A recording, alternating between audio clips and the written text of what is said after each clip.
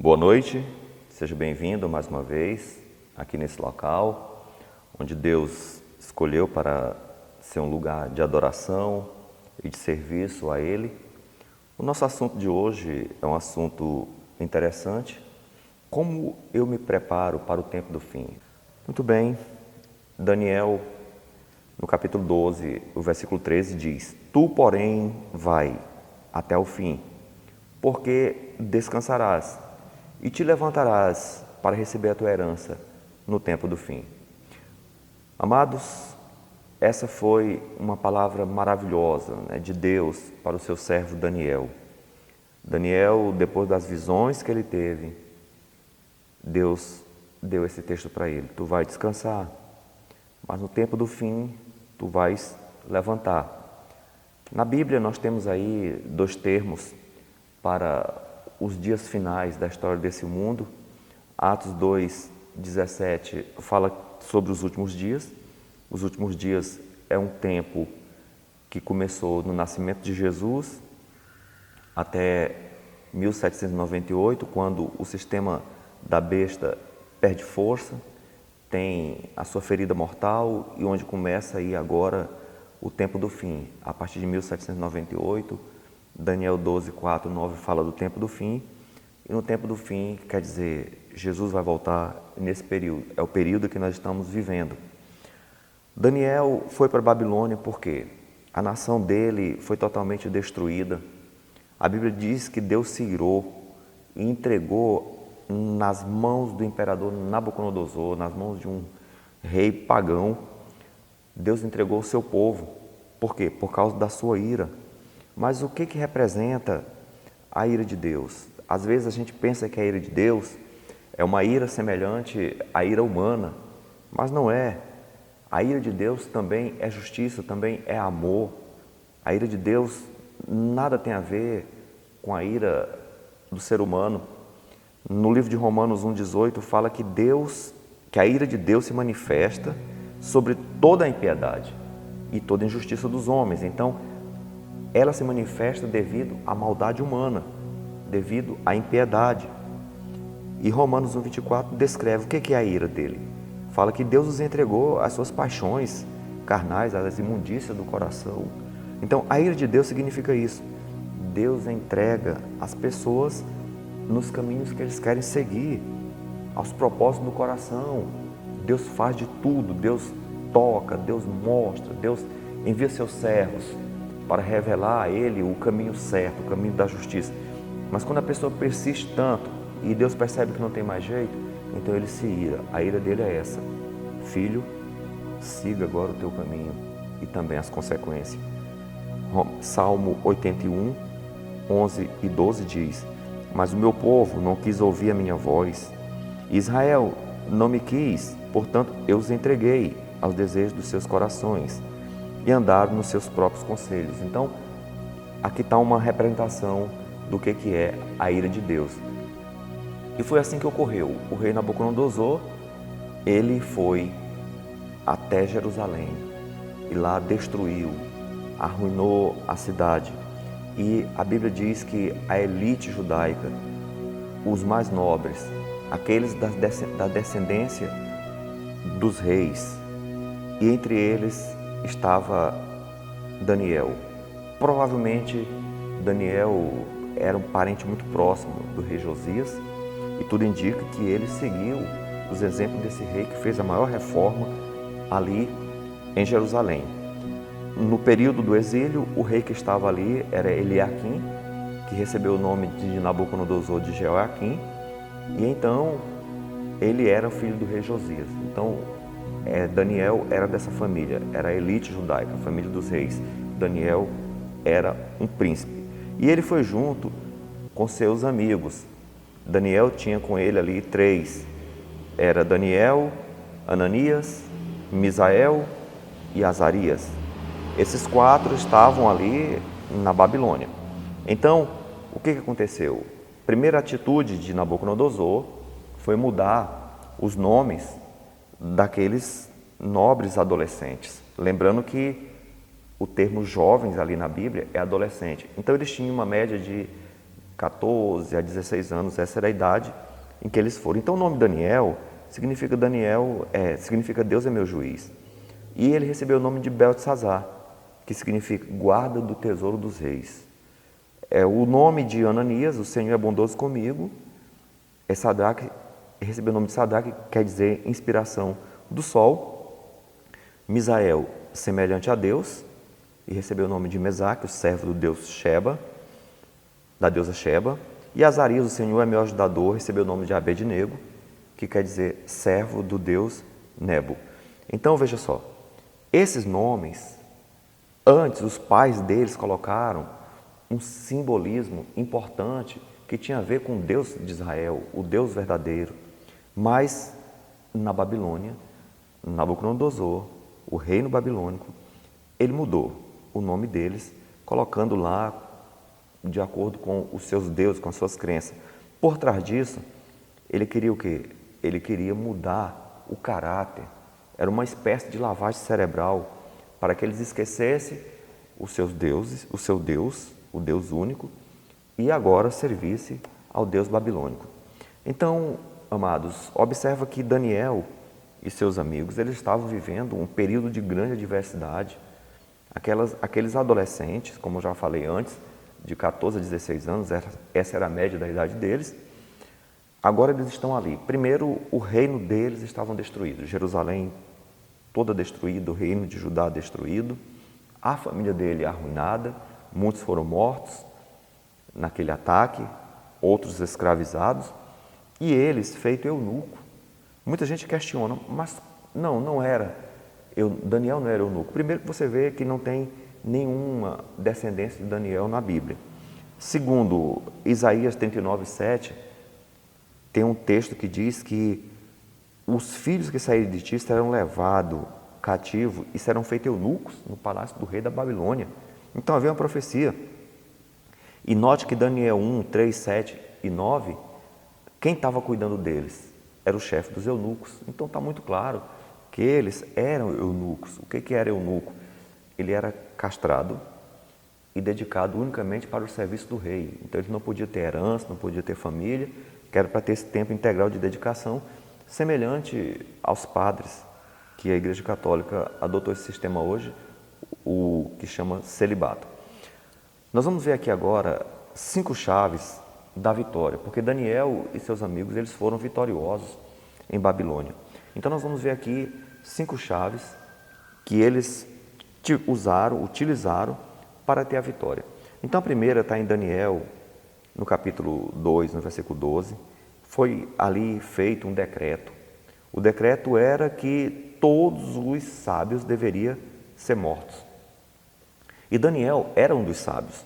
Lembrando que esses sábios do rei, havia uma elite intelectual, havia uns que usavam a bruxaria, consultavam os astros, mas Daniel, ele era da elite intelectual, então ele não vivia, não era envolvido com os magos da Babilônia.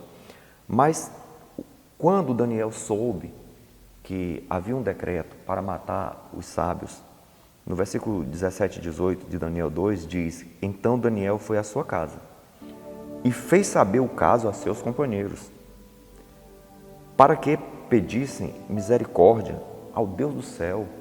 Então veja só, ele caiu de joelho aos pés do Senhor. Daniel 6,10, ele foi impedido de orar por um decreto, era proibido orar, e lá diz que quando ele soube do decreto, 3 vezes ao dia orava de joelho e dava graças ao seu Deus, como também antes costumava fazer. Então percebe que Daniel tinha um costume, o costume dele era orar. Amados, será impossível, é impossível você vencer no momento que nós estamos vivendo, dias difíceis. Satanás, com grande fúria, com ira, está agindo nesse mundo, está agindo contra a igreja, está agindo contra o povo de Deus. Então há uma necessidade de nós orarmos. Quando você olha para a vida dos grandes homens que abalaram esse mundo, você vê ali um Paulo que era um homem de oração, você vê Tiago, O apelido dele era joelho de camelo, porque de tanto orar. Nós temos aí Martinho Lutero, orava 3 horas diariamente. Outros nomes aí, John Knox, que fez um grande avivamento na Escócia. Então, John Knox passava o dia orando, a noite orando, semelhante o costume de Jesus, que Jesus também foi o grande vencedor e ele orava. Nós não chegaremos a lugar nenhum com as nossas orações simples, as nossas orações formais, as nossas curtas orações. Temos que orar mais, porque essa é a primeira chave da vitória. Segundo, Daniel era um estudante da Bíblia. Vivemos momentos em que a Bíblia está por toda parte. Todos possuem um exemplar da Bíblia, só não possui quem não quer, mas ela está em todo o mundo, traduzido praticamente para quase todos os idiomas. E agora tem a Bíblia que você pode usar, acessar online, você pode ter a Bíblia como aplicativo também, no celular, no computador. Então tem vários formatos da Bíblia, várias formas. Deus inundou o mundo com a sua palavra, mas as pessoas não estão lendo. Quantas heresias têm surgido? As pessoas param de crer na Bíblia para seguir as tradições, aquilo que é pregado nos púlpitos, e isso em todas as igrejas, não há exceção. Muitos estão crendo em coisas que não tem na Bíblia. Mas aqui diz em Daniel 9:2, e Daniel, entendi pelos livros que é o número dos anos de que falara o Senhor ao profeta Jeremias. Então, ele leu a Bíblia, ele sabia que estava perto da libertação, porque havia uma profecia do profeta Jeremias que depois de 70 anos o povo seria livre do cativeiro, e Daniel estava ali já com a idade avançada, mas ele era um estudioso da Bíblia. Amados, leia a Bíblia. Nós precisamos estudar a Bíblia, nós precisamos nos nutrir do Senhor. Então, alguém perguntou, como? Qual é o mais importante? Ler a Bíblia ou orar? Entenda, a gente sabe que a oração é a respiração da alma, a Bíblia é o pão. Então, eu posso ficar até um dia sem comer, ou outros, mas sem respirar não. A oração é mais importante. Mas perguntaram aí, eu me esqueço o nome aqui no momento da pessoa, um grande homem de Deus do passado, qual era o mais importante? Ele falou, olha, um pássaro, ele vai voar. Qual é o mais importante? A asa da esquerda ou a asa da direita? Então, as duas são importantes. Você não vai continuar orando se você não estudar a Bíblia. Então, aqui está a segunda chave. A terceira chave é o jejum. Daniel 9:3, eu dirigi o meu rosto ao Senhor Deus para o buscar com oração, súplicas e com jejum e cinza. Daniel 10:3, alimento desejável não comi, nem carne, nem vinho, entraram na minha boca, nem me ungi com unguento, até que cumpriram as 3 semanas, quer dizer, 21 dias. Então, note que Daniel fazia jejum. O jejum é importante, porque o jejum te dá domínio próprio, o jejum te dá força, o jejum te dá clareza mental, o jejum te dá energia, o jejum descansa o teu aparelho digestivo. Então, você tem mais energia para ouvir a voz do Senhor. E tem um tipo de jejum que você se abstém de alimento, mas tem outro tipo de jejum, que foi esse que Daniel fez, que foram 3 semanas. Nesse período, ele se alimentava, mas ele abandonou a carne e o vinho. Por quê? Porque são alimentos que interferem mais na mentalidade do ser humano e na comunhão com Deus. Então, o jejum é importante. O profeta Joel fala que temos que jejuar. Você necessita de jejum para a sua vida espiritual melhorar. Daniel 4:1 e 2. Note que texto bonito. Se fosse hoje, ele não ficava ali no conforto da igreja, no ar-condicionado, só ouvindo sermões. Ele saía. Aqui fala que o rei Nabucodonosor, que o capítulo 4 é uma referência a ele, ele fala a todas as nações, pareceu-me fazer bem conhecidos os sinais e maravilhas que o Deus Altíssimo tem feito para comigo. Como foi que um rei pagão conheceu o Deus verdadeiro? Daniel estava lá testemunhando para ele. E Daniel 6:26, aqui já é o rei Dario, já é um rei da Medo-Pérsia. Então, o reino babilônico tinha passado, E lá estava o Daniel, mais uma vez sendo um dos primeiros ministros ali do rei Dario. E veja só o que o rei falou: da minha parte é feito um decreto pelo qual em todo o domínio do meu reino os homens tremam e temam perante o Deus de Daniel, porque ele é o Deus vivo e que permanece para sempre. Quem pregou para esse rei? Quem? Daniel. Então Daniel era um missionário. Essa é a quarta chave. A quinta chave está lá, Daniel 1:8, e nós vamos dar um destaque especial nessa. Aqui diz: e Daniel propôs no seu coração não se contaminar com a porção das iguarias do rei, nem com o vinho que ele bebia. Então Daniel decidiu não se contaminar com aquela alimentação que estava em Babilônia.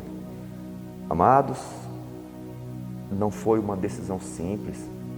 Daniel arriscou a sua vida, porque rejeitar a comida do rei seria uma desfeita, porque o rei estava dando o melhor para eles, comer da própria comida do rei. Mas Daniel preferiu uma dieta de vegetais, ele não quis aquelas carnes. Então ele, por amor a Deus, ele rejeitou o banquete do rei. Ali estava ele, na Babilônia, aquela comida aparentemente boa aos olhos, o paladar, com certeza, o cérebro de Daniel, ele sentiu o desejo com seus amigos de comer aquela comida, mas eles rejeitaram. Eles rejeitaram por algumas razões, e nós vamos ver agora. Primeiro, Deus especificou uma dieta para o ser humano, antes e depois do pecado. Deus é tão bom, Ele zela tanto por seu povo, que Ele sabe qual é o melhor. Nós vimos das mãos do Senhor. Então Ele especificou qual tipo de alimento a gente deve comer. Por quê? Porque aquele é o melhor para nós, Ele sabe qual é o melhor para nós. Então veja aqui, Gênesis 2,16, e ordenou o Senhor, dizendo: de toda a árvore do jardim comerás livremente. Primeira dieta que Deus deu aqui foi a dieta de frutos.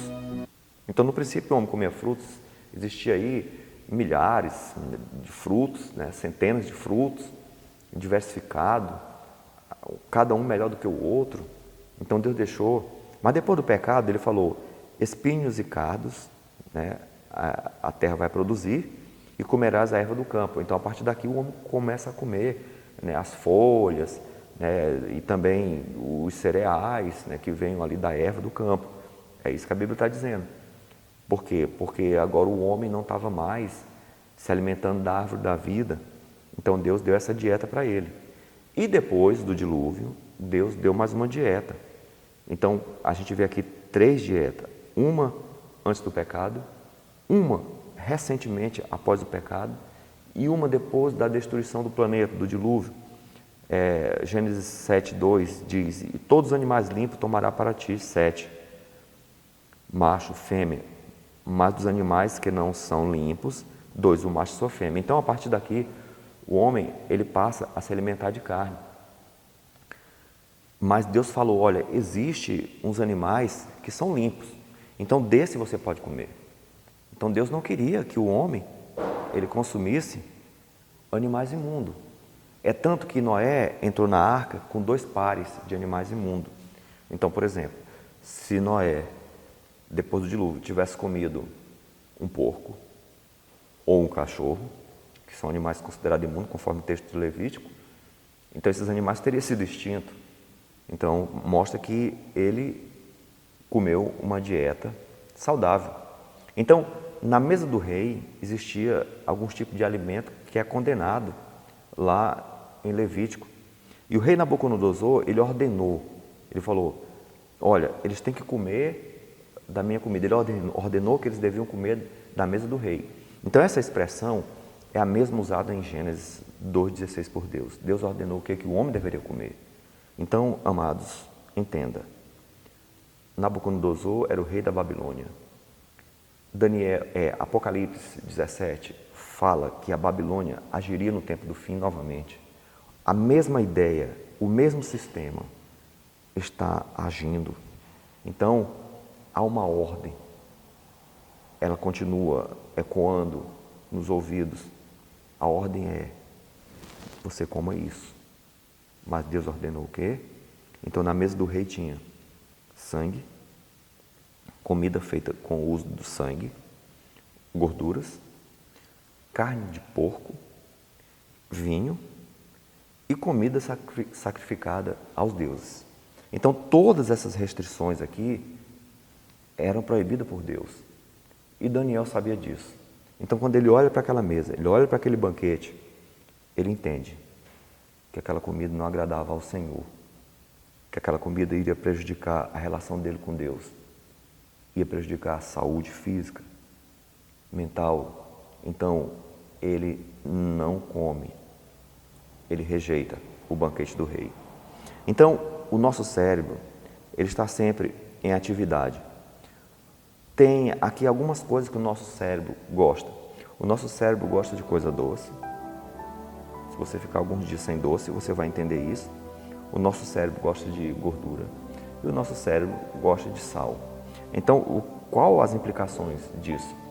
A indústria alimentícia, que é algo que ganha lucro. Quando fala em indústria, o objetivo é a lucratividade. Indústria não é para cuidar de ninguém. A indústria farmacêutica, o objetivo dela é ganhar, é dinheiro.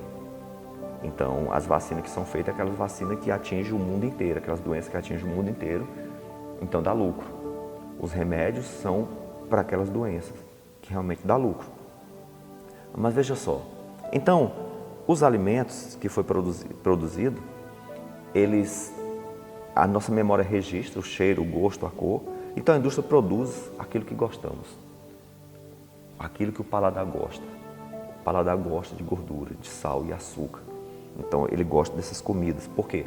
Na medida que você come, o cérebro ele joga no sangue, na corrente sanguínea, a dopamina, que é uma espécie de opiato, né, que o cérebro produz, que dá prazer. Então toda vez que você come, dá prazer. Esse foi um sistema feito por Deus, do nosso organismo, para mim me alimentar daquilo que é nutritivo. Então quando eu olho para a comida, quando eu penso no cheiro, então me dá desejo. Então é algo bom, prazeroso, só que a indústria perverteu. Então, vamos analisar aqui algumas coisas. Então, primeiro, o sangue. Deus não quer que consumamos comida com sangue. Por quê? Porque é no sangue que fica a doença do animal. Se você for no médico e você está com algum problema de saúde, a primeira coisa que o médico vai pedir é o quê? Um exame de sangue.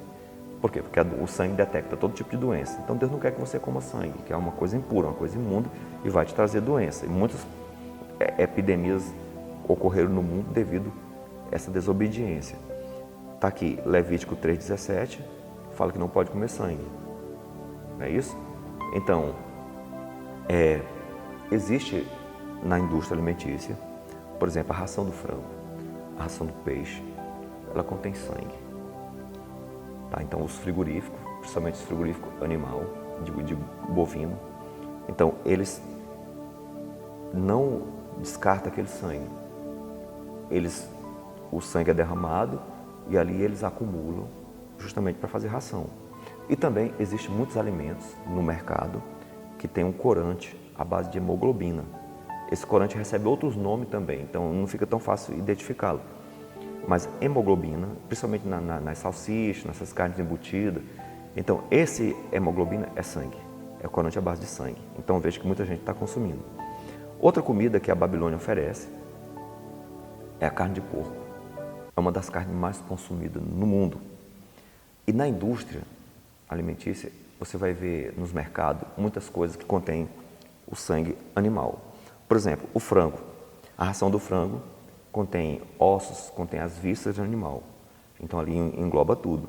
Na ração do peixe também, na própria ração bovina também, do gado, né, do boi, da vaca. Tá? Então nessa ração existe a carne do porco. E o que a Bíblia diz? E o porco você não pode consumir. Esse vos será o quê? Imundo.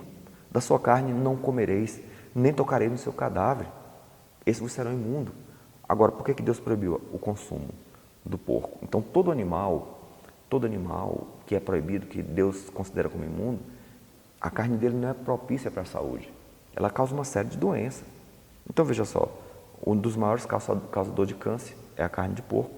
É uma carne imprópria, que ela é cheia de verme, por mais que as tecnologias de higiene esteja avançada nos criatórios de porco, mas ele continua tendo verme. A carne é muito gordurosa e isso é péssimo para o coração. Além disso, é uma gordura infecciosa, é uma gordura que ela inflama. Se alguém está doente de alguma infecção, você coloca aí e você consome o porco, pode ter certeza que vai piorar a sua situação. E geralmente os médicos proíbem a carne de porco para quem está com um estado agravado. E também, além disso, causa várias doenças que nós não vamos falar aqui. Ok, mas vamos ver aqui onde as pessoas estão consumindo porco. Primeiro, você pode fazer isso aqui, tem o e-mail aqui da Kibon, e você pode, lá no SAC, né, no Serviço de Atendimento ao Consumidor, você pode perguntar isso aqui. A gente fez a pergunta, está aqui, ó, e diz que na gelatina, que é uma proteína existente nos ossos do tecido animais, ela é obtida através principalmente de suíno. Então, nos sorvetes e em vários doces aí, muitas pessoas têm consumido o porco através de quê? Através da gelatina, que é um produto do porco. Agora você vai até o mercado também, aí você está lá naquela carne embutida, naquela carne processada, ali tem o nome, linguiça de frango. Aí muita gente está consumindo, não, eu não consumo porco, estou comendo frango. Ok, a letrinha é bem pequena, lá onde fala no que tem, os ingredientes do produto, mas a gente ampliou aqui um pouco. Olha lá, ó. Tem o quê? Papada suína. Papada suína é de porco. E tem aqui o nitrito. Então, essas carnes embutidas, esse nitrito é uma coisa altamente cancerígena. Então, se vocês... Mini quibe, então um produto que aparentemente é natural, né, que é feito do farelo do trigo, mas ele está pronto, aí está lá no ingrediente, contém o quê? Gordura suína, está aí ampliado. Lasanha, a lasanha a gente entende que é algo aí, né, uma espécie de macarrão, uma coisa do trigo, mas está lá o quê? Contém o quê? Bacon. Tem aí lasanha de creme de espinafre. Nossa, é vegetariana, né? É vegano, as pessoas gostam, mas o que tem lá? Bacon, ok? Então veja só, tá por toda parte. Pizza, aí tá lá a pizza, contém o quê? Gordura animal. Opa, aqui que está o problema, que muitos estão entrando e consumindo a carne do porco sem perceber. Quando se fala em gordura animal, entenda, a gordura animal que tem na indústria, a Anvisa, ela libera isso, ela permite isso, a gordura animal ali é do porco. Nenhum frigorífico tira a gordura bovina. A principal gordura é o porco, eles produzem um tipo de porco justamente para tirar a gordura, para produzir a gordura. Então, está por toda parte. Escuta, Deus não quer que você coma porco. Um tempo desse eu estava conversando com um pastor da presbiteriana. E eu acho interessante porque o presbiteriano é um tipo de igreja, é uma das igrejas que eles estudam a Bíblia. Estudam muito a Bíblia. Então, eles fazem uma teologia, a teologia dele é muito forte. Inclusive, eles são os responsáveis pela tradução da Bíblia aqui no Brasil, né? Eles que imprimem. Os adventistas não comem, vocês não comem carne de porco, mas a Bíblia não proíbe. Está lá Pedro, quando ele teve a visão. Então, Deus falou, Pedro, mata e come. Não considere imundo aquilo que Jesus purificou. Eu olhei para ele assim e eu observei, meu Deus, quanta cegueira. Então, leia o contexto lá. Ali Deus deu a visão para Pedro. Pedro era preconceituoso. Pedro vai até Cornélio. Então, para Pedro poder ir, para ele, os salvos só eram os judeus, para ele poder ir até Cornélio, Deus teve que mostrar aquela visão. E então, no final fala, Deus me mostrou que não considerasse imundo, né, impuro, quem? Aqueles, os gentios, então a mensagem lá é para os gentios. Então, Deus usou um sonho, em uma forma figurada, para revelar a ele que ele não deveria considerar imundo. Então, na Bíblia não há base para você comer carne de porco, nenhuma. Outra coisa também que a Babilônia oferece, vinho. Daniel, com certeza, ele estava na mente dele. O relato de Nadab e Abiú. Nadab e Abiú era sacerdote do Senhor, e lá em Levítico Deus proibiu que eles não deveriam tomar vinho, os sacerdotes não poderiam tomar vinho, e no capítulo 10, verso 9, tudo indica que eles tomaram vinho, eles beberam vinho, e por isso ofereceram fogo estranho e foram destruídos, foram mortos. Então Daniel sabia dessa história. Então quando a pessoa toma o vinho, a mente dele fica incapaz de raciocinar bem, de servir ao Senhor. Então nós temos o vinho aí, muitas pessoas estão bebendo, estão consumindo, o mundo nunca consumiu tanta bebida alcoólica como agora. Por toda parte você vê as pessoas tomando bebida alcoólica, é um consumo altíssimo.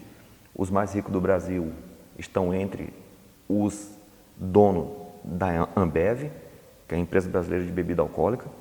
Então, note só, mas além disso, o açúcar, que é um dos produtos muito consumidos no Brasil também, ele se transforma em uma espécie de álcool dentro do nosso organismo. Esse excesso de carboidrato, ele também transforma em vinho, a sua mente não vai funcionar bem. Além disso, a comida de Daniel, a comida do rei oferecida a Daniel, era oferecida aos deuses. Agora, vamos aqui fazer uma análise. Primeiro, a comida imprópria, ela desperta as paixões carnais, ela afeta a moralidade, porque você agora não vai ter mais um controle total sobre as suas paixões carnais, o desejo sexual, a ira, é o que nós estamos vendo aí, as pessoas iradas, o desejo sexual aflorado, homossexualismo se multiplicando, se triplicando cada vez mais, mentes entorpecidas, as pessoas não estão entendendo profecia, as pessoas não estão entendendo a Bíblia, as pessoas estão sendo levadas por falsos profetas, homens que estão se levantando, tirando o dinheiro das pessoas e roubando, saqueando, fazendo falsos milagres. Na verdade, tem muitas igrejas aí que você percebe, sabe o quê? É bruxaria. Então, os milagres ali são milagres de bruxos, não são coisas normais, realmente está acontecendo alguns milagres, além dos falsos que são combinados, mas na maioria desses milagres ali, você observa a ação satânica e as pessoas estão aceitando tudo como se fosse normal, entende? Então, leva a adoração a outros deuses. A mesma coisa que a comida que a atual Babilônia está oferecendo, também está sendo oferecida aos deuses, porque a partir do momento que você consome aquilo, você agora vai servir a outros deuses, entende? Não ao Deus verdadeiro. E uma questão, se Daniel tivesse consumido as iguarias do rei e o vinho, o que teria acontecido com ele? No primeiro decreto, pode ter certeza, ele tinha morrido. Deus não tinha dado a visão para ele. Deus poderia até ter tentado dar a visão, mas ele não iria entender. E ele seria morto, junto com os outros sábios, inclusive os amigos dele que faziam parte dessa elite. Então veja só, o mercado hoje está oferecendo tudo que estava na mesa do rei em Babilônia. Então a atual Babilônia tem produzido aí alimentos. Na verdade, a gente não pode nem chamar de alimento. Esses produtos processados, ultraprocessados, devido ao que eles guardam. Esse tipo de comida que Deus proibiu, o sangue, a gordura, a carne de porco, o vinho e a comida sacrificada aos deuses. Então, todas essas que estavam na mesa do rei, ali elas causam doenças. Inclusive, os hospitais estão abarrotados de pessoas no corredor, em todos os leitos, devido que esse tipo de alimentação, a alimentação hoje é o principal fator causador de doenças, levando em conta também que elas são das principais causas de morte. Então, o problema hoje não é a falta de alimento. As doenças atuais são pelo excesso. Causa também moralidade comprometida, isso aqui é fato. A moral da pessoa, ela cai, inclusive Platão, já no passado, ele falava isso, né, que o alimento tem um efeito degenerador dos princípios morais e leva as pessoas a aflorarem as paixões carnais, a espiritualidade cai e também a morte. Isso é fato. Já a dieta divina, nós temos aí o exemplo de Daniel. vigor físico, mente clara para ouvir e entender o que Deus tem a falar. Além disso, força moral, poder de decisão para aquilo que é certo, controle moral, domínio próprio e poder de decisão correta. Quando vem o momento de se decidir, você pode se decidir corretamente. Aí alguém tem uma pergunta: e os outros judeus? Será que se foi para a Babilônia só Daniel e seus 3 amigos? Não, foram vários. Vamos dizer que foram centenas. E por que eles não se destacaram ali? Simples. Uma boa parte não se destacaram ali. Simples. Romanos 9, 27 diz: ainda que o número dos filhos de Israel seja como a areia do mar, o remanescente é que será salvo. Não se engane. As igrejas estão lotadas. Deus não vai salvar uma igreja completa. Deus não vai salvar uma denominação. Talvez você frequenta alguma igreja e pensa: eu estou na igreja, vou ser salvo. Na sua igreja vai ter salvo. Talvez você pode não ser. Por quê? A Bíblia diz que os salvos serão quem? O remanescente. Então, Daniel era um remanescente. Daniel era um remanescente. Os seus 3 amigos eram o remanescente. E eles foram salvos. Então, veja só. Aparentemente, em Babilônia, o Deus judeu foi derrotado. Mas observa, em todos os momentos ali, através daqueles servos do Senhor, Deus foi honrado. Deus teve proeminência ali diante daquelas centenas de deuses que os babilônicos adoravam. Daniel 2, quando o rei teve o sonho, quem revelou? Os deuses babilônicos não sabiam de nada, os magos estavam tudo sem saber de nada. Foi o Deus judeu. Na fornalha ardente, os 3 amigos foram lançados na fornalha. Quem foi proeminente ali? A ideia era homenagear, né, aquela grande estátua, o rei, mas quem foi o proeminente? O Deus hebreu. E na cova dos leões, Daniel 6, foi jogado. Não podia adorar outro Deus, mas Daniel persistiu. E quem foi honrado? Daniel foi livre, e os outros que adoravam os outros deuses foram consumidos imediatamente. Amados, a gente vai aqui na nossa conclusão com as consequências. As consequências de você honrar o Senhor. Primeiro, Deus fez com que Daniel achasse graça e misericórdia diante do chefe dos eunucos. Primeira coisa foi o quê? Daniel foi honrado. A Bíblia diz o quê? Porque aos que me honram eu honrarei. Então eles foram honrados ali diante daquele império. Daniel foi primeiro-ministro, tanto da Babilônia como do Império Medo-Persa, quando a Babilônia caiu. Outro, Daniel 1,15, no fim dos 10 dias apareceram os seus semblantes melhores e mais nutridos do que todos os jovens que comiam das iguarias do rei. Então eles ficaram mais saudáveis, aparência saudável. Daniel 1,29, e toda a matéria de sabedoria e discernimento os achou 10 vezes mais sábios do que todos que haviam no reino. Então note aí que coisa maravilhosa que Deus operou devido à fidelidade daqueles jovens, se tornaram 10 vezes mais intelectuais. Esse é o propósito de Deus para você e para mim. Daniel 4:8 e Daniel 6:3, no qual ao Espírito dos deuses santos, esses homens eles estavam cheios do Espírito Santo, porque nele havia um Espírito excelente, o Espírito do Senhor repousava sobre ele, e essa é a nossa maior necessidade, é o Espírito Santo habitando em nós.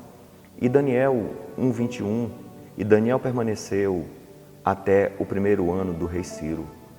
Que vida longa! Passou Babilônia, já estava na Medo-Persa e Daniel vivo. Vários reis passaram na Babilônia e Daniel vivo. Longevidade, vida longa, esse é o propósito de Deus. Jesus falou: eu vim para que vocês tenham vida e a sua vida seja o quê? Abundante. Daniel, ele foi fiel aos princípios determinados por Deus, uma vida de oração, e seguiram a dieta divina. Então, no último texto, com relação a isso, Daniel teve a salvação garantida. Ele ouviu do anjo do Senhor: tu, porém, Daniel, vai até o fim, porque descansarás e levantarás para receber a tua herança no tempo do fim. Amados, Jesus está voltando e Daniel vai ressuscitar. Daniel 11:32. Deus quer que você siga isso. Sabe por quê? Deus quer que você seja sábio. O povo que conhece seu Deus se tornará forte e fará proezas. Você vai ser sábio, você vai ser forte.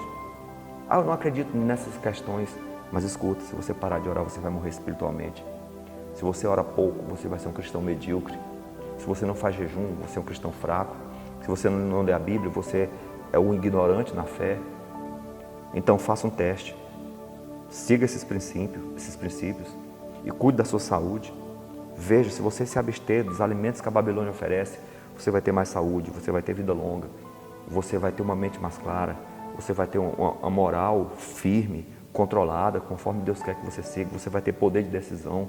Faça um teste, passe um mês se abstendo dessas porcarias, dessas coisas imundas que a Babilônia oferece e note o quanto você vai ser saudável. Deus quer que o seu povo faça proezas. E aqui está o segredo. Daniel fez proeza em Babilônia. Nós estamos em Babilônia. Então, faça proezas. Siga o que Deus está te mandando. Daniel 12:3. Os que forem sábios resplandecerão como o fulgor do firmamento. E os que há muito ensinam a justiça, como as estrelas, sempre e eternamente. Que lindo, que maravilhoso. Deus quer que você brilhe. Um brilho eternamente, para sempre, como o fulgor das estrelas, como o fulgor do firmamento, um brilho que não se apaga mais. Vale a pena você ser fiel, vale a pena se colocar nas mãos do Senhor, vale a pena seguir o exemplo de Daniel, os 5 princípios que nós estudamos aqui. As consequências, elas são eternas. Oremos, ó Deus, nos abençoe. Pai querido, agradecemos por essa mensagem maravilhosa, esse evangelho, ó Pai, que Tu quer que sigamos. Agora, meu Deus, nos dê força, poder para resistirmos às oferendas babilônicas, também não deixarmos de ter tempo, Senhor, para orarmos, para ler a Bíblia, determinação em fazer jejum, em cumprir a missão, levar o Teu amor aos outros e não nos contaminarmos, Senhor, com o vinho ou com as iguarias que a Babilônia está oferecendo. Abençoe todos nós, nos leve em paz aos nossos lares, em nome de Jesus. Amém.